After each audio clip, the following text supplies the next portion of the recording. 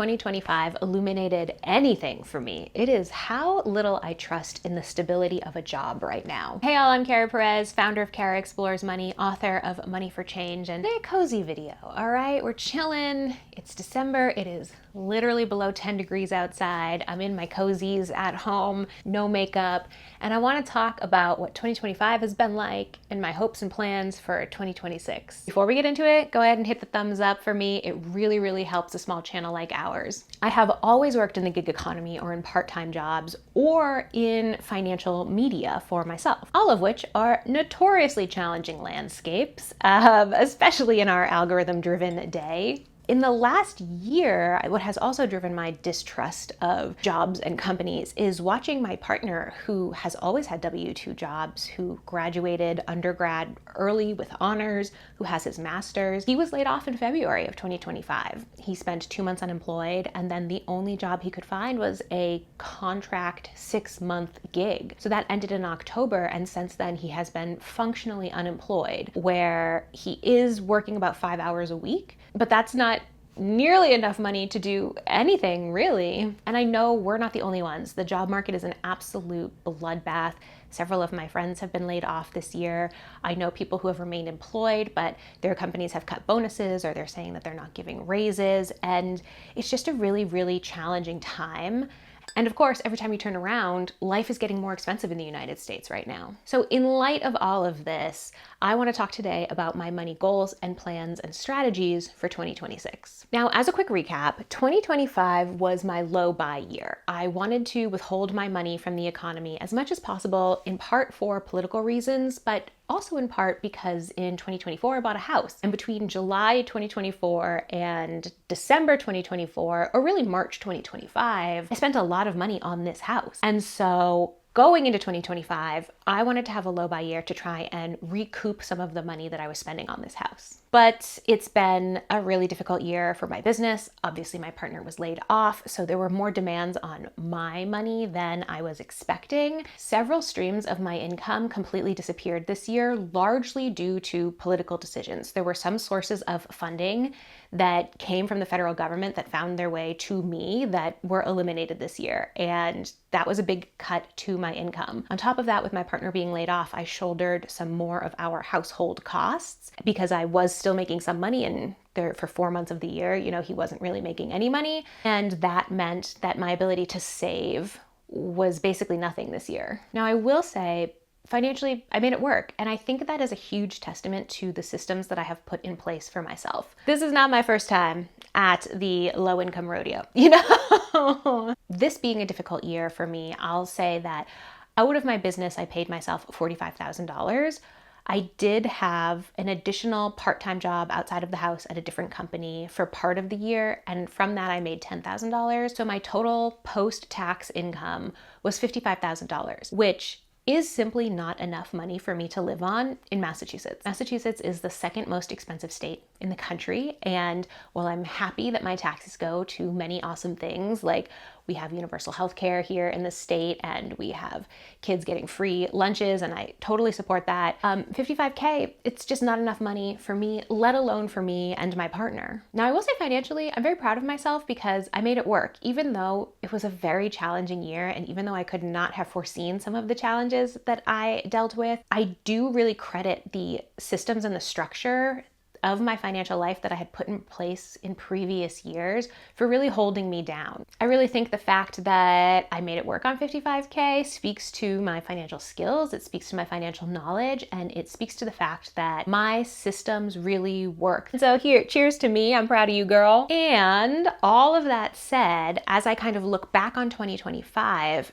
what comes into focus for me moving into 2026 is that I do have a deep distrust of the systems around us. I do think that some of the political challenges that we are living through now are going to continue for the foreseeable future. And that to me says I want to make 2026 the year of recession-proofing my life. I live with financial anxiety. I grew up very low income. My family was on food stamps for about 6 years in my childhood. And then I lived at the literal poverty line in my 20s in Austin, Texas. And so financial anxiety and this fear of not having enough, that's something that I'm intimately familiar with. And honestly, I'm 37 and I'm sick of it. Part of the reason that I want to take 2026 and devote myself to recession-proofing my life is because I don't want to live with this financial anxiety anymore. I want to be able to move past the anxiety and the fear and continue to trust in the systems I've put into place for myself, continue to trust in the community around me, and continue to be able to show up as a dependable community member for others. So here's how I am approaching recession-proofing my life in 2026. The first thing I'm going to do is sit down and define what financial security is for me. As someone who works in personal finance, it's very, very easy to not ever feel satisfied because you see other people making a ton of money, spending a ton of money, and living a wide variety of lifestyles. I also think, given the amount of time I spend on social media in general, I see a lot of people just, living it up. And it's so easy in America, which is a hyper-consumerist culture. About 69% of our total economy is consumer spending. We are programmed from day one to never feel satisfied and to always want more and bigger and faster. I think it's pretty obvious that that's not my vibe, big picture, but very intentionally over the last probably 4 or 5 years, I have tried to take a step back. I have tried to mend and repair instead of constantly replacing. I have tried to opt out of the consumerist rat race. And the next logical step in that is to define what financial security looks like for me. It's not just enough to opt out. You have to know what you're working towards. And for me, I haven't really sat down and hammered out that vision in a long time. I did first do this when I was 27 years old and I had paid off my student loan debt, but my life was very different then. I was living in Austin, Texas. I was a renter. My business did not look the same as it did today. I hadn't written my book yet. And so now that I'm in a new phase of life, I need to understand what financial security looks like for me in this time, in this house, in this economy, and for the person that I am today, not the person that I was 10 years ago. Once I've done that, my next step is going to be calculating my enough number. Again, I currently have different expenses that I had 6 months ago, a year and a half ago, let alone 10 years ago. So I want to sit down and I want to come up with 3 different enough numbers. What is my monthly enough number, my annual enough number, and what is my enough fire number? Knowing these numbers is so powerful because it keeps us from that just a little bit more, just one more year mindset that so many of us fall into. We are surrounded constantly by advertising. We are surrounded constantly by messaging that we're not good enough, but if we buy this thing, we'll be a little bit better. And being able to step out of that, I think, is centered on knowing what is enough for us. What is enough financially? What is enough socially? What is enough practically speaking? And I think it's an interesting question for me to answer right now because I do know that I need to earn more money in 2026. $55,000 is quite literally the bare minimum. And I'm just squeaking by at the end of this year because of a couple of things in my life. Like I have a 7.6% mortgage interest rate.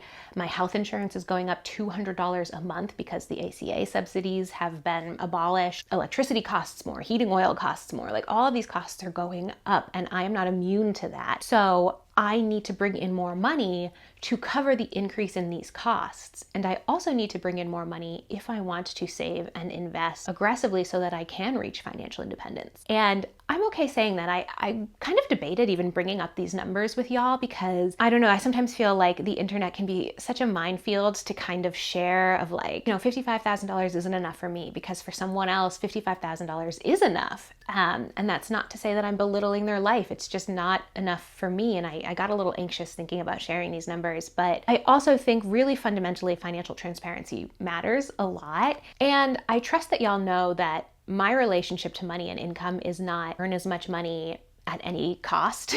I'm not out here thinking, how can I make $1 billion a year? How can I hoard $500 trillion? That's very much so not my vibe. I just want to figure out what my enough number is that I can live without that financial anxiety day to day. My third step for 2026 is going to be organizing and boosting my savings. I obviously already have some savings, but when my partner lost his job, we sat down and we looked at our savings. We looked at his emergency fund and we looked at my emergency fund, and I realized something really important. I have some emergency savings, but none of which I consider a job loss fund. And that's for two reasons. One, I have Crohn's disease, which is a chronic incurable GI illness, and it requires expensive testing and treatment and kind of like ongoing procedures. And I went to the hospital for my Crohn's in 2022. When I walked out, I had to go to the ER, and then I spent 3 days in the hospital, and I walked out of the hospital with nearly $27,000 in medical debt because so much of my treatment was not covered. And so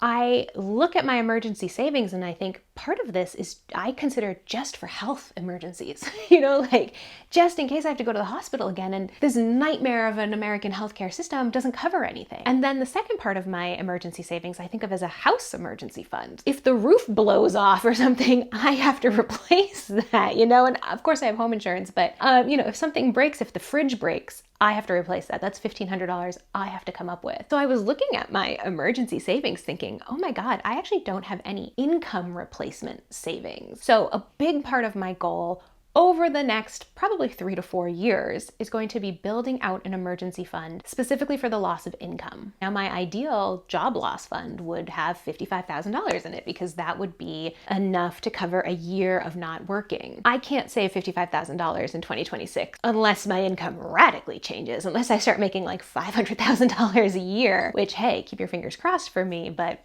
I'm not currently anticipating. So this is a long-term goal. My big goal in 2026 is just open an HYSA, start saving into it.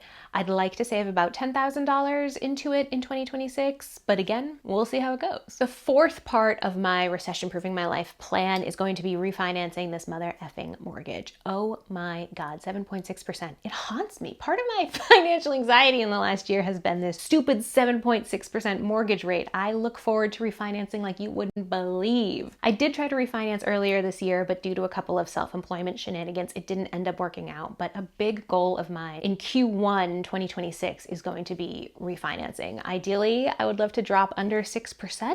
Ooh, keep your fingers crossed. Obviously, we don't know what rates will do, so we'll see. But anything under 6.5 is a win, honestly. And then finally, I just want to vet my personal and business accounts and systems. Like I mentioned earlier, I really felt very held by my personal financial systems this year. I really felt like I had my own back when it came to my money, which is amazing. But this year, business-wise, yes, it was a lower income year than I wanted it to be, but also I rebranded. I changed my name. That meant that I had to get a new LLC. I had to get a new EIN. I had to get a new bank account. There was a lot of behind-the-scenes stuff that I had to do. And over the years of running a business, things kind of expand. You start off thinking like, here's what I want to do. And then you recognize a hole in the market or people start asking you for more things and you acquire expenses. And I would really like to take this kind of umbrella moment of the rebrand to sit down and do a hard audit of all my business expenses, as well as really being honest with myself about where I want my business to go and what makes sense in this new economy and in this new media landscape around where I see myself and what I think has the best return versus also like what I want to do the most. This I see as being like a year-long journey. I'm not trying to do this, by the end of the first week of January. In 2025, I really had kind of a crisis of being online, and I made a video about that in August or September, so you can go watch that. I really burnt out. I really struggled to talk about the financial reality of politics in our world, as well as wanting to offer people advice and education. I feel much better about that now, but I also know like new political challenges will be coming, new economic challenges will be coming, and my role in that, I'm still figuring out. I think I'll still be figuring it out for a while, so I'm not in a huge rush. Yeah, that's something I want to explore in 2026. And then there's also some other things like I've always been a single member LLC. Is it time to file taxes as an S Corp? I don't know. Let me sit down with an accountant and find out. And then on the personal finance side of things, I feel really good about my systems, but then also like, as you may know, I'm partnered but not married. My partner and I have been together almost 12 years, and marriage has never felt like a priority for me personally. And that's largely because I don't see marriage as like a relationship achievement. It's not like unlocking a new level of love for me. It's very much so a contract between you, your partner, and the state. It's very much so the blending of assets, and it's just a contract that I never really wanted to sign. But the longer we're together, the more I am seeing the financial benefits of marriage that we are excluded from. Largely, I have been thinking a lot about estate planning, especially since I now own a home. Like, who gets this house if I die? Well, if I died tomorrow, legally it would actually go to my mother, and T-Bone would be excluded from that because we're not married. And similarly, like, if either one of us passes away, neither one of us can claim Social Security benefits on the other. At most of his jobs, I have not been able to get on T-Bone's health insurance because we're not married. So there are just these roadblocks that I'm wondering if now is the time to kind of make our lives easier, sign this freaking marriage license, and open up these doors for ourselves. I don't totally know yet, obviously, like, it's a personal question as well as a financial question, but yeah, that's another thing I'm thinking about in 2026. So that's my big picture plan for recession-proofing my life in 2026. I do plan on sharing the journey. I will probably do quarterly updates the same way I did my low buy quarterly updates this year. So make sure you hit subscribe right now so you don't miss any of those. So I would love to hear from y'all in the comments. What are you hoping for in 2026? What are you working towards? Are you married? Is that working out for you? Did you get any financial benefits from that? I'm curious. I just want to know. As always, thank you for watching. Hit thumbs up to help us in the algorithm. It goes a long way for our channel. Make sure you hit subscribe, and I'll see you next time. Now, 2025 was my low buy year, and I do plan on doing a final Q4 update in early January, so hit subscribe right now so that you don't miss that video.